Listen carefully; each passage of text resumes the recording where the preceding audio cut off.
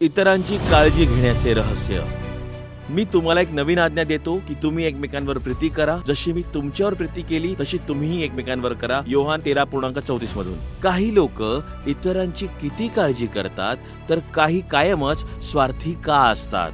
स्वार्थी व्यक्तीला काळजी घेणे देखील शक्य आहे का? बायबल अशा अनेक लोकांबद्दल लिहितंय ज्यांची इतरांबद्दल वागणूक येशूची सामना झाल्यानंतर बदलली। उदाहरणार्थ, जक्कईच्या जीवनातील परिवर्तनावर कोणीही विश्वास ठेवत नाही। तो बायबलमधील भ्रष्ट जकातदार होता, ज्याने येशूला भेटल्यानंतर इतरांकडून चोरलेल्या रकमेच्या चौपट रक्कम परत केली।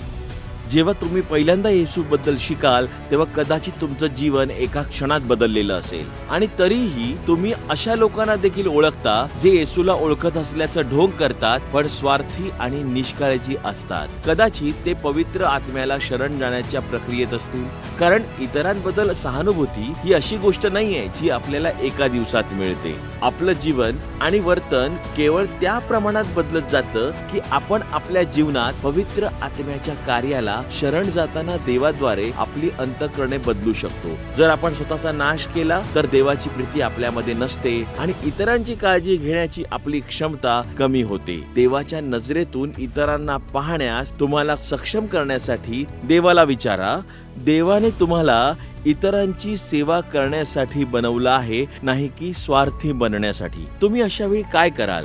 मी म्हणेन, तुम्ही देवाला विचारा की देवा, मी तुझी सेवा कशी करू, इतरांची सेवा कशी करू, इतरांना कसं बघू।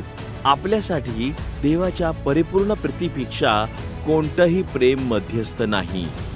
इतरांची काळजी घेण्यासाठी स्वतःला थोडा तरी वेळ दिलाच पाहिजे।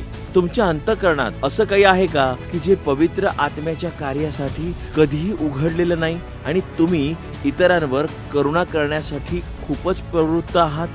हे तुमच्यासाठी खूप महत्त्वाचं आणि आयुष्य बदलणारं ठरू शकतं। तुम्ही जर देवाला मान्यता दिली, तुम्ही जर पूर्णपणे समर्पित झालात, तर तो तुमचं आयुष्य नाट्यमयरित्या बदलेल आणि मग तुम्ही इतरांची काळजी घेऊ लागाल। देव तुमचं भलं करो।